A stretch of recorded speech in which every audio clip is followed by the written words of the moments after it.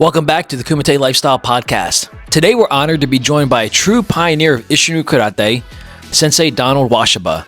From his early days training in Pittsburgh during the booming era of martial arts to dedicating more than 50 years to the discipline, Sensei Washabaugh has lived the martial arts journey through hard training, humility, and the relentless pursuit of self-mastery.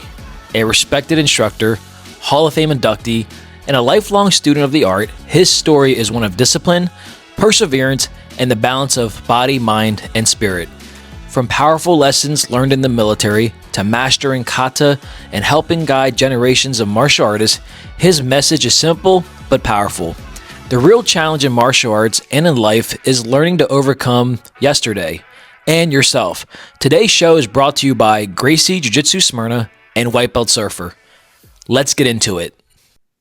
What's up, everyone, and welcome back to another episode of the Kumite Lifestyle Podcast. And today I'm joined by none other than Sensei Donald Washabaugh, all the way. Actually, I'll let you give it away. So where are you at currently in the world? And Sensei, thank you so much for being on the podcast. So I'll start off with that. Thanks for hopping on. And yeah, tell the viewers where you are currently in the world, if you don't mind sharing that, bit of information. Absolutely. And thank you for giving me the opportunity to appear on your podcast. I appreciate it. Yeah. I'm up here in Vancouver, Washington, which is in southern Washington. Actually, it's right across the river from Portland, Oregon. And it's almost like a sister city or a suburb of Portland, Oregon. So I moved up here about 10 years ago and, am enjoying my time here in the Pacific Northwest. Very cool. And yeah, we're super honored to have you on. Well, for a couple of reasons, just because you're a pioneer in martial arts and more specifically Isshin-Ryu Karate, which we'll definitely dive deep in. And it's interesting when you say, Washington and, from that area of the world or of the country, because I'm going to kind of sniper it real quick. So Isshin-Ryu Karate, for those watching, is a form of karate. And karate is a form of martial arts, so it's always good to kind of educate our viewers as we go along.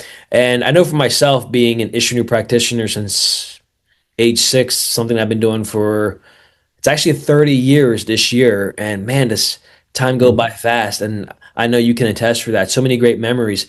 But I know for Isshin-Ryu, growing up, my understanding that it was mainly an East Coast thing, maybe maybe kind of like the middle of the country. So learning over the years recently that Isshin-Ryu, there are schools out on the West Coast and even Washington State. And I remember watching you get inducted, I think back in 2022 at the Hall of Fame. So that was pretty cool. Yeah. So that's my early introduction to you.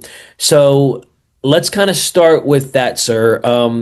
Being an Isshin-Ryu practitioner and all the accolades and everything that you've accomplished up to this point, if we could go back in time, tell the viewers when you started martial arts training, and do you remember specifically why you started?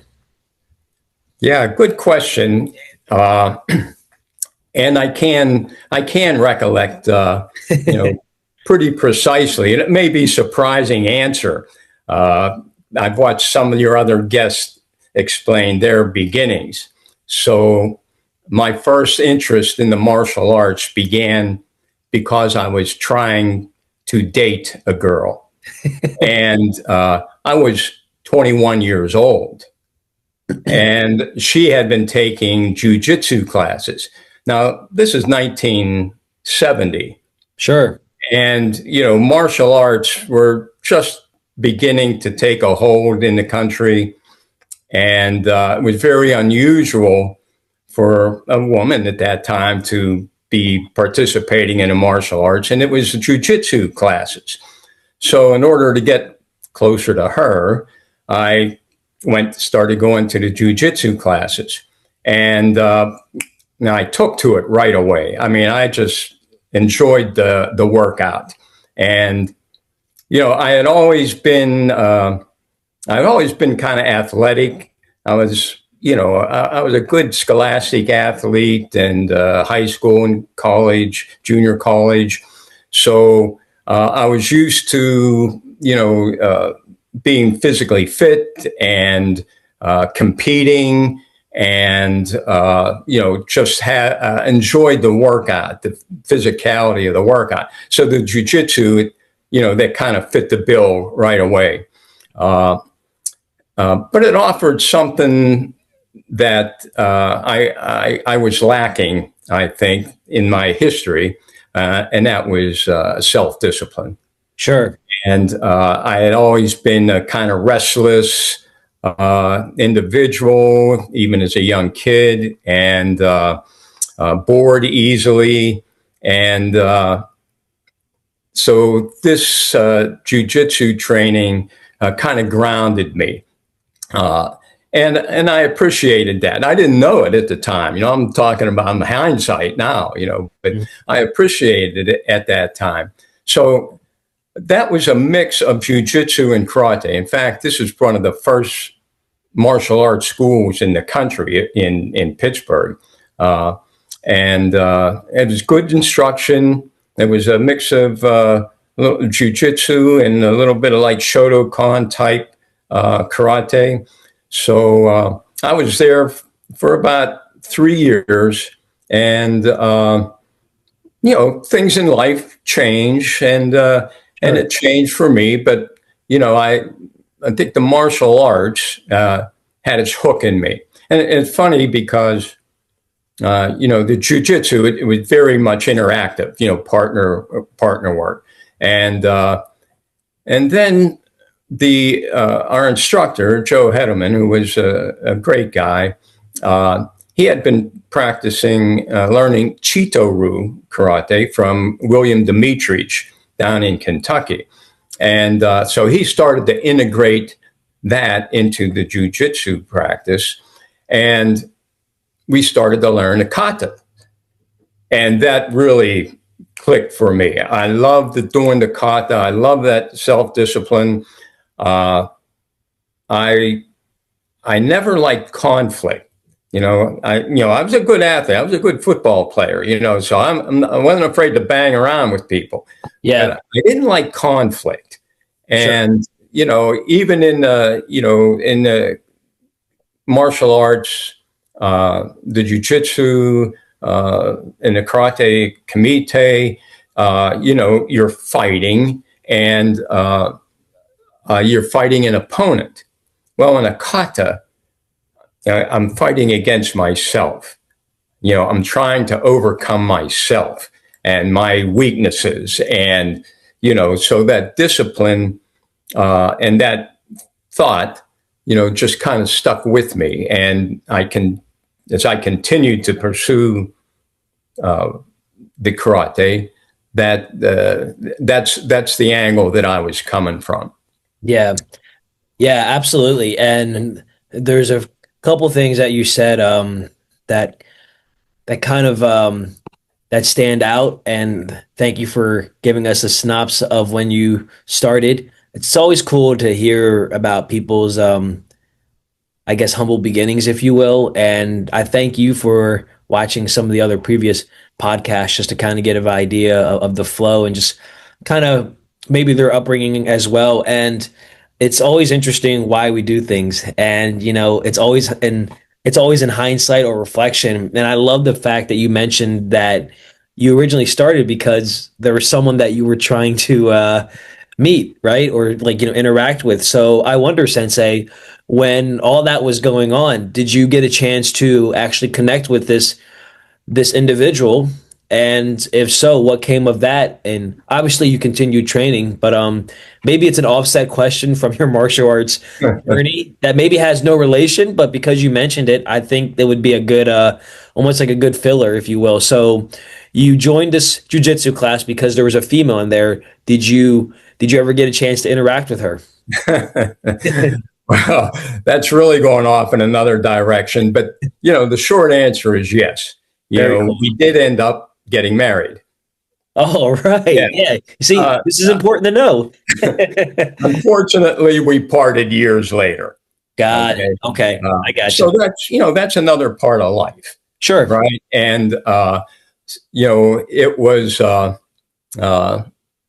it was something that I appreciated. I appreciated that relationship that we had. Yeah. Absolutely. Okay, yeah. I appreciate you kind of filling that gap because that's something that I was wondering as you were telling the story. Now, you mentioned so I know you mentioned where you're at now in Washington. So as you're telling the story, so you didn't start initially in Washington State. So you mentioned Pittsburgh. Oh, absolutely. So you start Pittsburgh in was my hometown. okay, That's very where I was cool. born, raised, grew up, went to school, worked, and so after I left the jujitsu school, I was still interested in the martial arts naturally, and Yeah. I don't even know why I left, to tell you the truth. Uh, just that stage of life. But I was looking for another place to go, and at that time there weren't too many in the city. Pittsburgh is a big city, but Yeah. there wasn't a lot of karate there. I did hook up with a kung fu instructor for a short period of time, and some of the things that he taught were similar to what I had learned previously, but moved away from that school and was looking and came across the Academy of Isshin-Ryu Karate. And this was in downtown Pittsburgh. And the unique thing about this is this was 1975. In downtown Pittsburgh, the school was on the sixth floor of an office building. And with no street frontage, they advertised a bit in the newspapers, but there was no exposure to the public. However, this was at the height of the Bruce Lee era, so to speak, and the martial arts had become very popular. And at that time, the Academy of Isshin-Ryu Karate, for the next couple years, had enrolled probably 500 people as students, and became one of the largest schools in the East. And I met Hanshi William H. Dissel there at that time, who had a huge, huge impact on my life. Legend. And so I watched a couple classes. I liked it. I joined up and just followed his lead, and never looked back. Through that whole period of training, I was with him for 30 years, and consistently, good training, good group of people, hard training. And, when you talk to anybody about the good old days of karate, it was hard and we were banging and, that's the way it was, and, the sparring was no equipment. Equipment didn't really come into being at that time. The rules were loose, but it was good karate. It was taught with, we practiced with good control generally. And, most people come to karate, I think, because they want to learn how to fight, Yeah. and at that school, I remember we used to have a fight night. Friday night was kind of a fight night, so to speak. That's when all the tough guys would come in. And if you were attending those classes, you were learning how to fight, So, but gradually, the longer I stayed with Hanshi Dissel, and he placed his emphasis on the kata more and more as the years went by. And like I said in the beginning, I really took to the kata. I think this is the not to use necessarily any cliches, but it's the soul of karate. Without kata, I wouldn't be a practitioner. And I probably wouldn't have pursued karate as a combat sport, because, like I said, I don't like conflict. I try to avoid it. Ever since I was in the military, and I went in 1968. This was the height of the Vietnam War, And, everybody was training to go to Vietnam and fight. We're young kids. We were 18, 19, 20 years old. And I can remember being in basic training, and we were doing bayonet drills. And so we had a target there, and you would lunge and kind of do a thrusting punch and stick your bayonet in this target. Mm-hmm. And there's probably, 100 guys out there in the yard practicing this.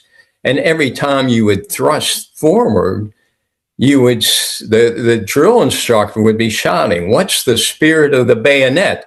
And the whole 100 guys would answer, "To kill, to kill."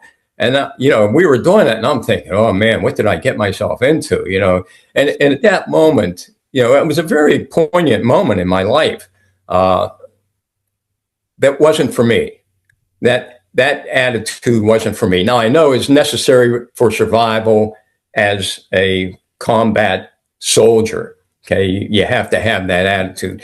But I kind of had it in the back of my mind, if I get through this, I know that this prevailing motivation is not for me. My motivation is not to kill; it's to live, yeah, so to speak. So, going back to the Academy of Isshin-Ryu Karate, it was a big school, and eventually, by the 1979, I think, the tide had shifted.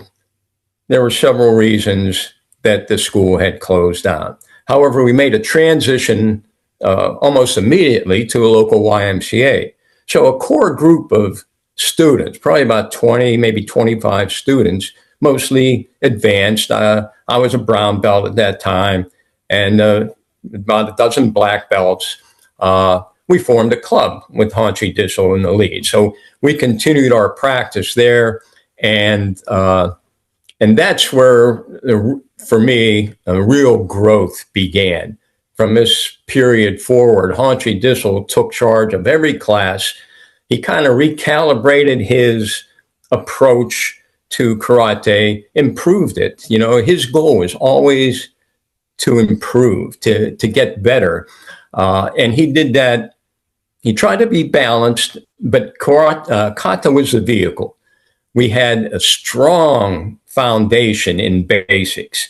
And as an Isshin-Ryu practitioner, you're familiar, I hope, with chart 1 and chart 2. Of course. Chart 1 being the 15 upper body exercise, and chart 2 being the 15 lower body exercise. Well, we drilled in this. It was an integral part of every class, and we would do many, many repetitions. And I really feel that is one of the most valuable things that a student can invest in. Is to really nail down these basics and continue to practice them even as you advance into your Dan ranks, because your perspective of them changes. And you may start out, I often kind of lay it out like, a beginning student, a white belt, will learn maybe 6 ingredients to learn karate. You'll learn a stance and posture, how to execute a punch, etc.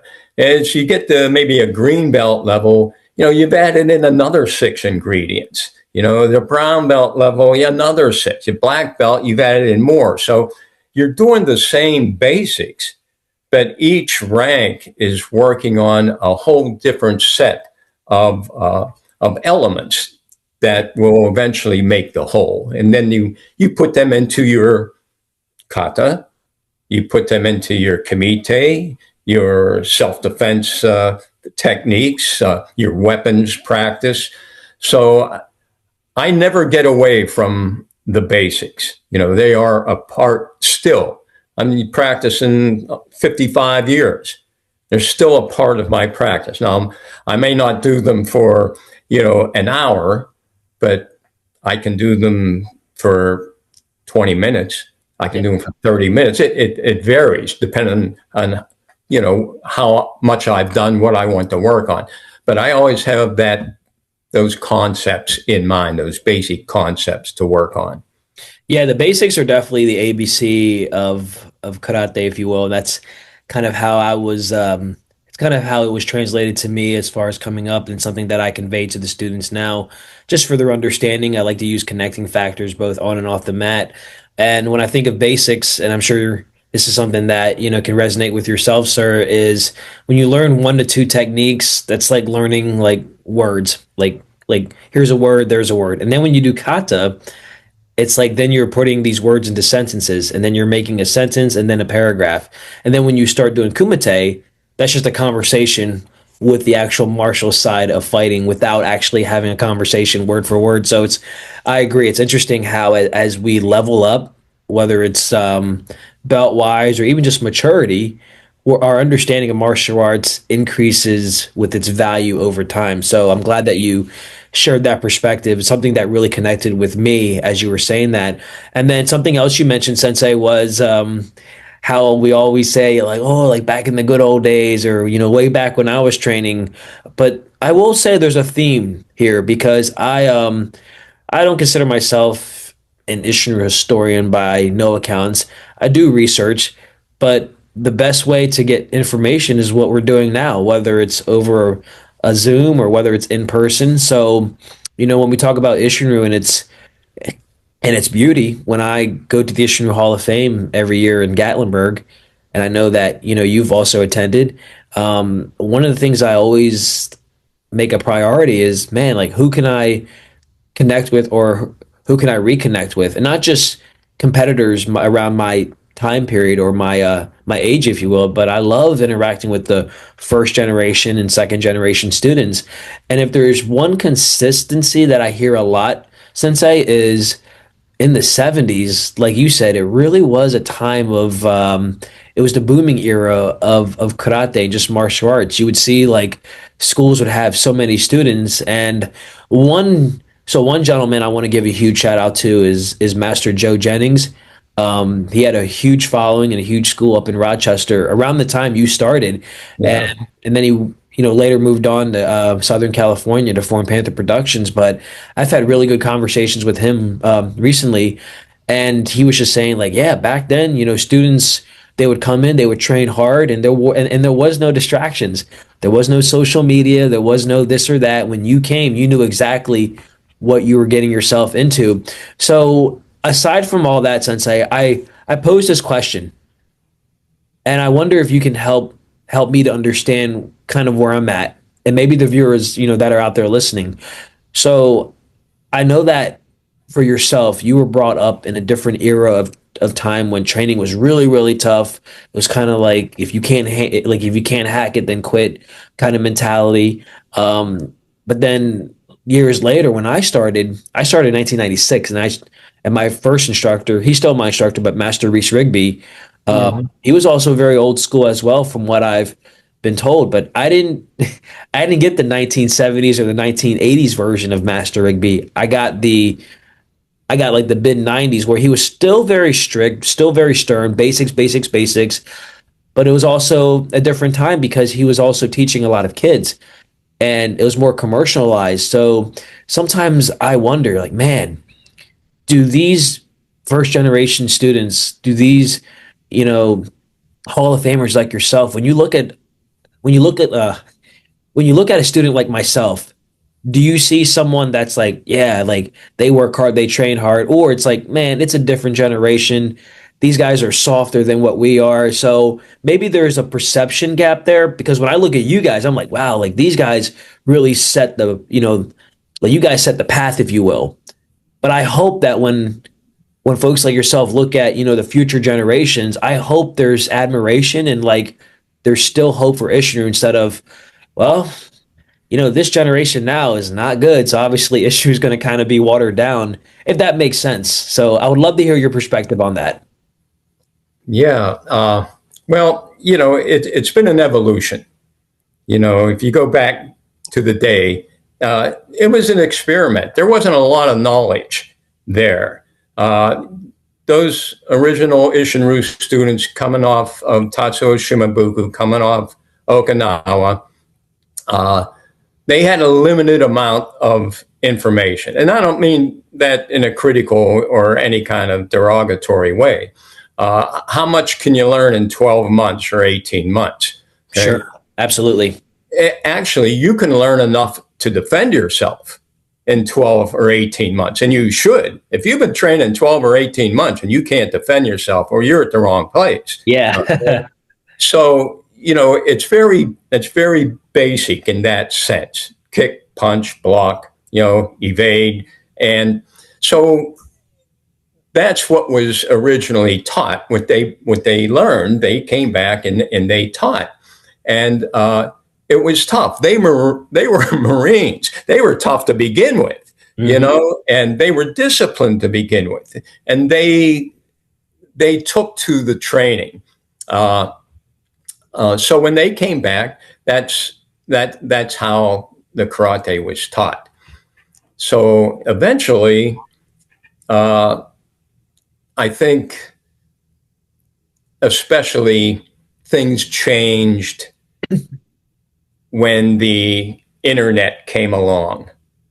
Okay, and now communication, learning, investigating opened up a whole big world for martial artists. You look back, you mentioned about the history. I like the history. It interests me, and I've studied a lot about it. And it's nice to know where you come from.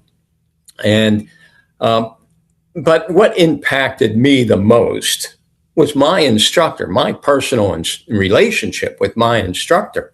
Yeah. And so that's what I kind of hang my hat on, is having that relationship. Now, when you mentioned teaching kids, when I started, there were no kids taking karate. And the other thing that changed was equipment.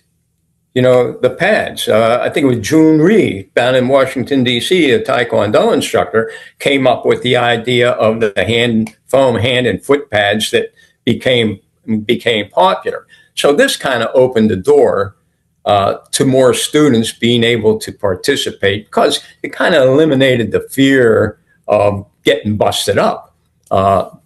So more people, I think, were able to participate. And as commercial schools began to become established, insurance became an issue, and I know there was an incident at the Academy of Isshin-Ryu Karate back in the 70s that cost the owners money, because of some of a lawsuit that was filed because of an injury that was sustained. So the insurance, that becomes a big issue. You put all that together, and the approach begins to change. I think karate has become more sophisticated, and that's not necessarily a bad thing. Yeah. Okay, like I say, if you have your strong basics and you have the right mental attitude, okay, your karate today that you are practicing is just as tough as those guys that practiced in the 70s. Okay, you have that mental mindset, you have that, you have the technique, you have speed, you have focus, you have control, and you pursue your karate along those lines. It isn't all of a sudden, I'm practicing to learn how to fight so I can beat this guy up. Okay. Yeah.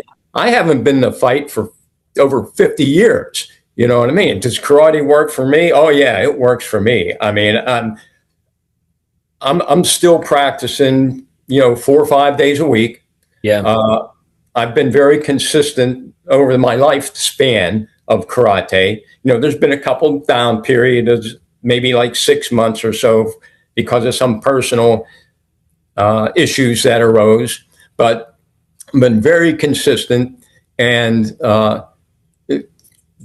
karate has worked for me. I think it's the pursuit of karate has allowed me to achieve some kind of balance in my life. It's body, mind, and spirit, right? And you use the lessons that you learned on the mat, in the dojo. I think every physical activity, every physical pursuit, you want to be balanced, you want to be centered, you want to have good posture, you want to have good physical conditioning, you want good execution, you have a discipline of technique, you're mentally trying to put all these elements into place. And when as you become successful at that, you get that positive reinforcement. You become more centered as a human being, and you take that to the other aspects of your life. So it starts to spread out, and you use that so that you can improve in other aspects of your life as well. So I think the karate of today just has more elements to cover, and the big change is teaching the kids. Yeah. And there is a Canadian organization, Fit for Life, I think it's called. But they did a comprehensive, government-sponsored, comprehensive study of progress in various aspects of fitness, karate being one of them, where they take a young child, say below 5, and they have researched all these different physical, psychological, and emotional progress that every human being goes through, all these different stages. And they related it to the elements of fitness and how a teacher can recognize what stage a student is at because of their age, what level of maturity, and then they can kind of tailor their instruction to that stage. And I just thought that was it's a wonderful idea, and it just illustrates how comprehensive that the martial arts have become, because now instructors aren't just responsible for teaching you how to fight and defend yourself. They're responsible for helping you become a better person, how to, you go through these growth periods.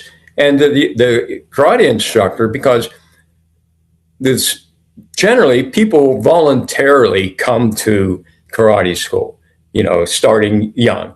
But even though their parents might encourage them, you go to a educational school, you have to go there. You're forced to go.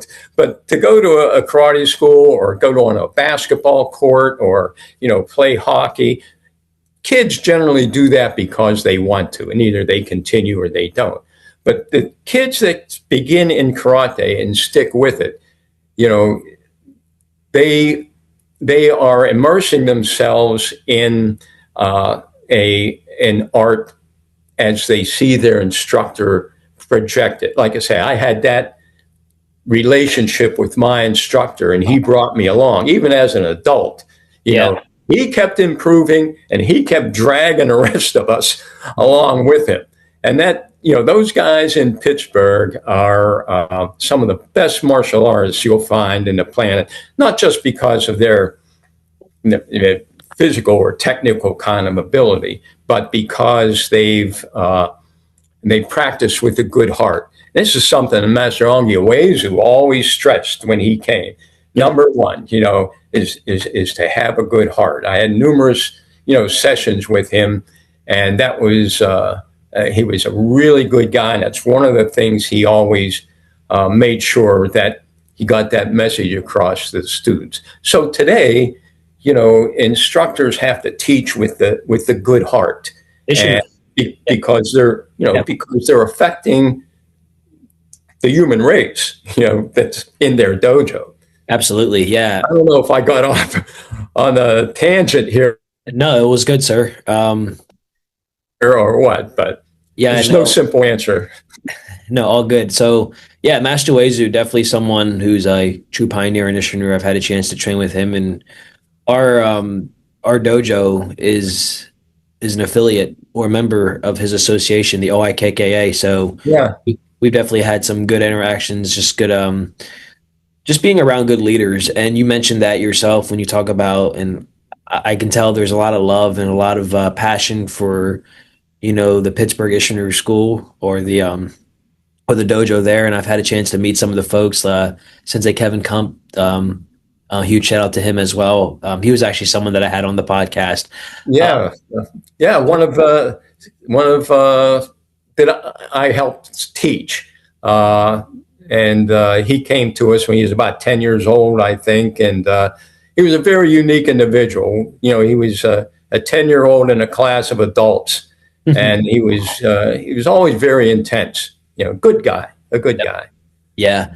Sensei, I'm curious now. So, you really took a chance, you took the moment to like reflect on training then and kind of do a comparisons of where we are now with karate. And you mentioned the internet and just how it's definitely evolved, but evolution doesn't necessarily mean a bad thing. There's always pros Oh and cons no, to it. I wonder now, and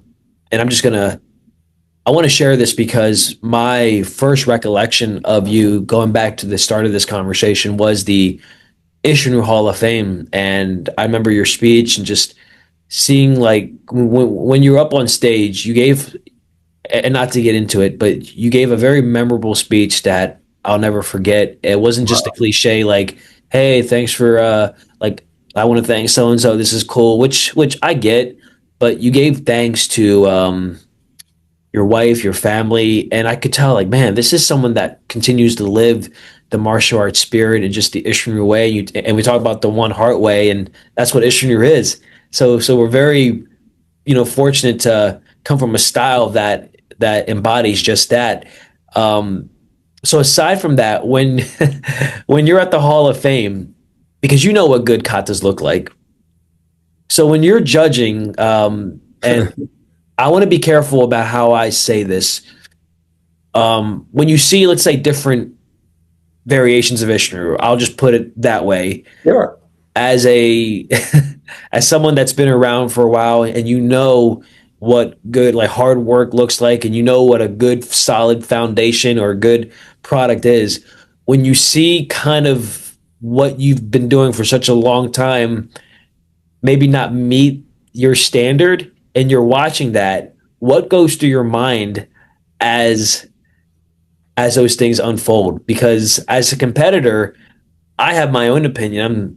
Like when I'm watching other competitors, but I often wonder, like as a judge or as a Isshin master or as a whatever don someone might be, what are you thinking? Like when you watch, let's say, other Isshin practitioners or just other students in general compete. Yeah, Like how yeah, do you judge that? yeah. It's a bit of a challenge. Sure. I have my own prejudices, uh, but in a tournament, I'm always fair. I feel that I'm always fair, and in general, Isshinryu is so broad. Uh, it's almost natural for it to become diluted. Yeah. Very Okay, easy. so I was always very critical of that, for a long, long, long, long time. I've softened up a bit. Okay. Uh, it doesn't mean I've abandoned my, uh, you know, my judgment or abandoned my uh, perspective about what Isshinryu should be. I have some very definite ideas about what Isshinryu should be, Sure. but I can't expect everybody uh, uh, to meet them or to aspire to them even. Uh, Human nature's too varied and it's too wide. But the as an instructor or as a judge or someone who, I've given numerous seminars, I'm compelled to relate what I feel is important. And I feel I have a thread. My thread goes back to my instructor, which goes back to Tatsuo Shimabuku. So, I'm pretty narrowly focused on my Isshin-Ryu. I mean, I'm more accepting, but on my personal Isshin-Ryu, I got blinders on, so to speak. A very narrow parameters that I demand from myself. Okay, so when I'm judging, I can tell you 90% of the time, by the time a person's finished bowing in to do the kata, I know what they're going to do. I know how it's going to go. I've been surprised a few times, but to do a kata now, that my perspective changed. If you come at it from a competitive aspect of doing kata in competition, okay, you don't want to embellish your kata, but you want to you want to perfect the movements that you know. Okay, so there's so many elements, and a big one is for me is kind of eye contact. What do I see? Do I see the fight in a person's eye? Do I see the confidence in a person's eye? Where are they looking at? And so that kind of gives me some insight as to how their mind's working. Okay. Yep. So, the competition is almost a demonstration. It's not competition against somebody else, okay? Because you don't have any control over what another person's doing in a kind of competition. You don't have control of what you are doing, okay? Yeah. So in that essence, your competition is with yourself. And there's been, and I'm sure you've experienced this, you finish the kata, you walk off the mat, and you think, I should have done this, I should have done that, I forgot to do this, that, I could have done better, okay? And I can honestly say, I haven't competed a lot, but I've competed a fair amount of times. And there's only one time I can say that I walked off the mat saying, that's it. That's the best I can do. I can't add anything. I can't change anything. That's it right there. And that only happened to me one time, and I was 70 years old when that happened. So, so I like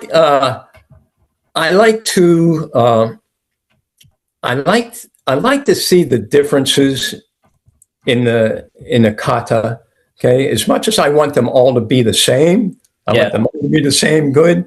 I appreciate the differences. There was a fellow that competed at the Hall of Fame tournament a couple of years ago. I don't know who he was, black belt division, but image sticks in my mind. He did a Wansu kata, and very unorthodox. And I'm watching him. I'm thinking, wow, what is this guy doing? Yeah. But eventually, he was putting it together in a really excellent way, different from what I do, but he was hitting all the important elements that kata should contain, and I really appreciate it. I really appreciated that. And another aspect too is when you go into a competition, from my point of view, you're in the game. You're a player. You're in the game, okay? And you may not be the star player, but you're an important player. You're part of this community, which without you, this tournament wouldn't exist. Without you, whether you come in last place or first place, okay, this community wouldn't exist. You are part of this community. So you go to that tournament feeling you're a part of this community, feeling good about it, and you learn something while you're there. And when I first went to the Hall of Fame tournament, that was always kind of at a distance to me. My whole career, I knew it existed, but it was over there. That was always those guys down there. But when I went and I started meeting all of these people, there was the most wonderful thing. It was like a flower opening up, honest to goodness. Mm-hmm. And I met so many good martial artists, dedicated martial artists that whether, they did their karate like me or I did my karate like them, it was this Isshin-Ryu community coming together to promote Isshin-Ryu karate, the heart of it. Yeah. Okay? Yeah. Thank you for sharing that, from the competitive side and just watching. And I feel exactly the same way, sir. Because having the very, because you're talking about, having narrow, like almost kind of not a narrow mindset, but you already know what a good kata looks like and kind of being open-minded to that. That's why I'm just going to put this out there. I'm not a fan of judging because I have a very tough time judging any kata because I know what a strong kata looks like, and I'm not bragging or boasting that I have the best kata. I do know my katas are good because I train it. I've won, and so it's not me saying like, oh, I can say that because I've won this or that. I mean, Kevin and I have had great conversations about this. I'm just very fortunate to have had great instructors still do that emphasize basics, the foundation, stances, and like you said, the eye contact. So when I go to a tournament, having that being raised that way, it's like I take it for granted sometimes where I'm thinking that everyone had that, upbringing, but they don't. So, and you mentioned, that individual doing Wansu. Well, he's probably doing Wansu the best way that was taught to him. Exactly. And he might not know any other way. I can't tell you how many times I've been to the Hall of Fame and you talk about kind of like this flower opening up, how many times I've competed and whether it's myself or, some of my teammates or people within, the same association, they say, man, like you guys do really good kata. And I say, yeah, it's something that we really, practice. And I always, praise, I always say thanks. But since I've heard people say, man, like I wish our katas look like that. And I say, it can, and it should, so it's like it's like people can recognize what a good kata looks like. But then the real question is, why aren't you doing it that way then? Yeah. Why aren't you doing it like me or you or Kevin, like people that you already not just respect, but like, man, like when Nick shows up or Kevin shows up, expect to see us in the in the finals. It's just is what it is, because we are just really good at that craft, and it's evolving, of course, and we're always getting better. You were actually my judge for the last Hall of Fame, and I remember. Yeah, and something that stands out with you is that you were very, very professional from the way you were sitting and from the way you watched the competitors. And that's something that I admire about a good judge because I don't like when judges are just kind of sitting there or kind of like that because that tells me that's probably how you run your kata. But if a judge is like sitting upright and they're actually watching, engaging, I'm like, okay, I can get down with that judge and I can respect that judge. Sometimes when I'm competing, sir, and maybe this is kind of a again, I want to be careful about how I say this, but sometimes I want to say, judges, my name is Nick Arndt. If you do not know how to do a good kata, I would recommend someone that can watch a good kata. Yeah, well, that's another thing. Who's judging you? Yes, I appreciate that. But I also appreciate you mentioned my attention. Yeah. Oh yeah. And this is something that came from my instructor. Karate is hard. It's not easy. No. You know what I mean? And if you wonder why, if you're not satisfied with as a competitor how you are doing, maybe it's that you're not working hard enough, or you're not working on the right things. Okay, yeah. But I remember one Isshin World Karate Championship. That's the organization that I belong to. Yep. In Pittsburgh, I believe it was in Pittsburgh one year, and one of the judges was doing exactly what you slouching back here, and Haunchy Dissel stopped the competition, and he went up to this judge, and he didn't speak aloud, but I know what he said because he told me afterward. But he admonished this guy as a judge for sitting there and slouching, Yeah, and seemingly disinterested or not engaged with the competition. It was very much disrespectful to the absolutely. Yeah. competitors. So kudos to him for calling it out. And even before that, I mean, that was his way. He was very disciplined. He respected the art, Hmm. and that's something that he projected, was his respect for the art. And that's one of the first things I noticed about him when I first went to his school. Is he had respect, and he demanded respect as a part of the art.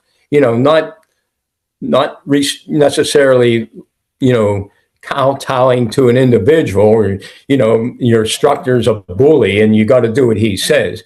But he just had this respectful dignity to preserve the integrity of the art, and that's, like I said, I try to follow his lead. Absolutely. And you have, sir. Anyone that I've spoken to in conversation and your name comes up, it's always high praise.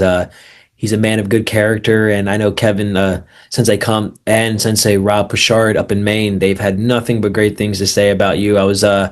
And when Kevin I reached out to me, hope they appreciate the $20 I gave each of them. no. It was very genuine, It was one of those like aha moments, like, yeah, man, that's awesome. It's always good to be it's always one thing when people that don't know what we do kind of praise us and they say, "Oh, like I saw you got first at a tournament," but they don't really know. But when your peers know you and they know what you've gone through and they see the sacrifices over the years and they can appreciate what good karate, looks like. It's always nice when it comes more from, someone within our industry, if you will. So, yeah, It's our responsibility.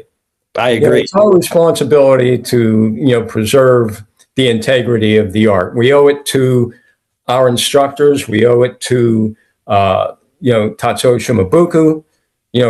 To the people that have created and worked at and spread out this art. I've gotten to know a lot of people over my years in Isshin-Ryu karate, and everybody has been a good person. They've all been good people. Yeah. Sensei, before we close out, I did want to ask you this, and this is kind of thinking question.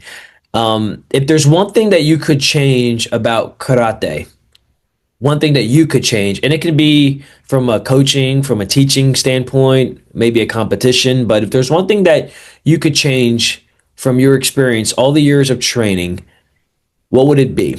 Or as far as change, what's something that could better fulfill and better fit the needs of everyone doing karate as a whole?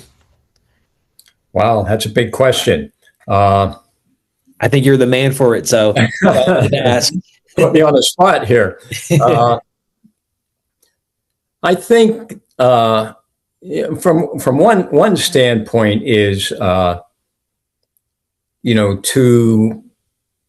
as a martial arts practitioner is to be well rounded. Okay, I'm focused on karate. It works for me. Everybody has to find out what works for you, but I might be too one-dimensional. However, I say it works for me. Someone else, they might like a little bit of karate, they might like a little bit of judo or jujitsu, okay, to balance themselves out. So be a little open about the martial arts in general, and improve your perspective, okay? I moved away from the jujitsu, because I found karate suited me better, and I was able to use that, to help me grow. But just be more appreciative, I think, and respectful of the martial arts, and find a good instructor. Find a good instructor that you relate to, that doesn't hurt you, that wants to help you. Okay. I Yeah. don't know. No, I like that one, and that's something. So I've asked this question before to other folks on the podcast if they've, if they specifically do karate, and that's one thing that I haven't heard before. Is it's kind of going back to your roots, and we know without a good instructor, and it's no such thing as a bad student, as they say. It's just the only bad instructor. So, and we are a reflection of our instructor, and you mentioned that kind of throughout this podcast, and with shout out to Master Hanshi. Dussel. So it's I agree. I couldn't agree there anymore, and just kind of has me reflecting on my instructors as well and everything that they've poured into not only myself but all the other students. And I know that's the same, for yourself. So yeah, thanks for that awesome response. Sensei, if there's any shout outs that you would like to give right now, I always like to give my guests the opportunity to give any shout outs to anyone that comes to mind. It doesn't have to be your entire list or your entire life, if Yeah. you will, but just just maybe a handful of people that when you think of where you're at today, without getting too sentimental or too over the line, if you will, because I want to keep this obviously appropriate for yourself, but anyone that you want to give thanks to, I'd love to give you that opportunity now. Well, naturally, the guys in Pittsburgh, uh, specifically Tom Laurent Yeah. and Yep. Marty Prentice. Yep. These are my brothers. They're my family, Yeah. and without them, I wouldn't be here today for sure. They're great training partners, and you need a great training partner in your career. Also, a shout out to the guys up here in Washington. This goes back to Steve Armstrong, one of the first Marines to teach up in Tacoma, Washington here. Before. Has a strong presence there. And fellows like Jeremy Johnson and Dale Heidel, Sam Don, these guys are, holding this Isshin-Ryu karate together. Don Wazalewski, many fellows up here had a strong Isshin-Ryu community. So I got the best East Coast, West Coast going on here in my life, and I benefited from my relationship with them both. Awesome. Thank you, sir. And I appreciate you for hopping on to today's podcast, Kumite Lifestyle. I'm glad Sensei Kump was able to get us connected as far as through the phone. I know we met at the Hall of Fame. Never really had a chance to communicate or kind of have off the side conversations. And that's one thing that I wish we had more time to do when we go to tournaments, is because it happens so fast and there's never enough time to really connect with just everyone that you would like to. So I'm glad that we've had a chance to connect here. It was wonderful to hear your transition from the time you started and why you started initially. With seeing someone that you thought was attractive, and then you started your training in Pittsburgh. And I appreciate your perspective and approach when it comes to training and the fundamentals, the basics, and you talked about the charts, and then your instructors as well, and then your your opinion when it comes to judging tournaments and being fair in that sense. I think that was a really good flow, and just overall just a good message as far as who you are, and kind of where your mindset is with Isshin-Ryu Karate. Sensei, what's next for you in this year? Do you have any events coming up? Are you planning on traveling to any martial arts tournaments or the Hall of Fame this year? I'm going to try to make it to the Hall of Fame this year. It's a challenge for me to get there from this end of the country, I got to tell you. Yeah, but it's such a great group of people. I enjoy going down there. And if we do, hopefully you and I can strike up a conversation, get to know each other a little better. that'd be great. Nothing else is really on the agenda. There are some local things here, interacting with the fellows up in Tacoma there. I appreciate that. So, I'm just every day working. Very cool. Awesome to hear. And again, thank you so much for being on today's episode of the Kumite Lifestyle Podcast, sir. And we hope that you enjoy the rest of your day. Thank you. You too. Thank you.